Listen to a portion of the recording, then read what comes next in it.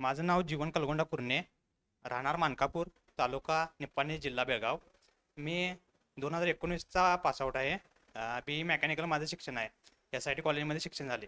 त्यानंतर B E mechanical झाल्यानंतर कागल MIDCमध्ये मंत्री मेटॅलिक्स कंपनीमध्ये मी जॉबला होतो.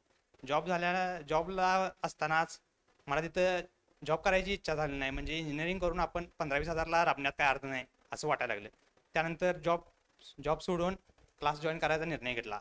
1 जुलै 2022ला क्लास सोडला मी. जॉब सोडला. जॉब सोडल्यानंतर फ्युचर प्रो क्लास लावला.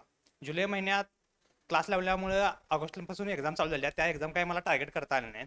त्यानंतर 2023च्या दिल्या एक्झाम. त्यात काही प्री क्रॅक झाल्या, पण मेन्स काही झालं नाही.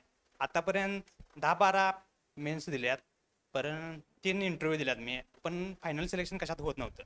आणि 2024ला IBPS CSA मध्ये झाले. बँक ऑफ बडोदामध्ये माझे सिलेक्शन झालेलं. आणि मेन म्हणजे सब्जेक्टचं सांगायचं म्हणजे तर माझं इंग्लिश थोडं कच्चंच होतं, अजून पण आहेच.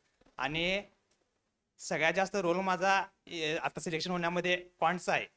या निनंद माने सरांचा मी खूप खूप आभारी मानतो, कारण त्यांनी माझं क्वांट भरपूर सुधारलं. क्वांट आणि आपलं रिझनिंग आणि इंग्लिशला जेवढं मार्क नाहीत, त्याच्यापेक्षा जास्त मार्क मला क्वांटला आहेत एका विषयाला.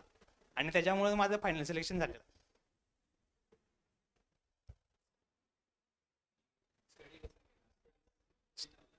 स्टडी म्हणजे तुम्हाला खरं सांगायचं म्हणजे रोज इचलकरंजीला यायला पेट्रोलला पैसे असं नाही माझ्याकडे, एवढं नव्हतं परिस्थिती आमची. मी जॉब सोडलो. जॉब सोडल्यानंतर 2-3 महिन्यात गणेश फाउंड्री आमच्या पप्पांची कंपनी बंद झाली. पप्पांची कंपनी बंद झाल्यानंतर आम्ही पप्पा आणि मी दोघं घरी राहिल्यामुळं परिस्थिती खूप हालाकीची होती. आमची मम्मी शिलाई काम करून मला पैसे दिले.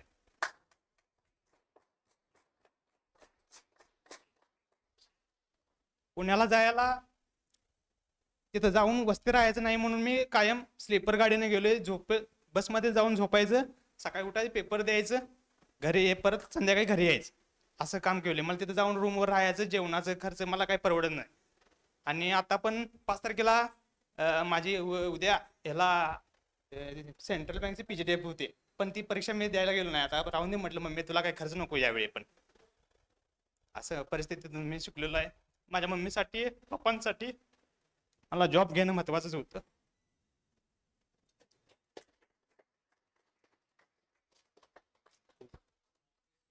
हा, मॉक टेस्ट गाईडलीचा देतो तुम्ही, ते पण 200 रुपयाला मिळालं म्हणून गाईडलीचं घेतलेलं मी.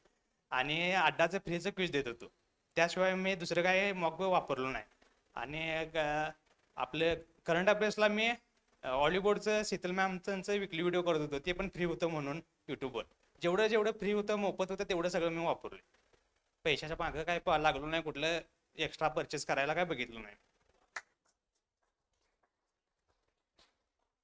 आणि आपलं इंटरव्ह्यूचं त्याने 2-3 इंटरव्ह्यू दिले, त्यावेळी स्वप्नील सरांचं आपलं लाभ हे मार्गदर्शन मिळालं. पण कसं झालं, मला कन्नड दिन येत नसल्यामुळे 2-3 याला आपले LICच्या डेव्हलपमेंट ऑफिसरच्या इंटरव्ह्यूला मला त्यात काढलं. मला कन्नड बोलता येत नाही म्हणून डायरेक्ट मला फेलच केलं. ओव्हरऑल कट ऑफ त्यांच्यापेक्षा मला जास्त आहे, पण आपले इंटरव्ह्यूला मी फेल केलं.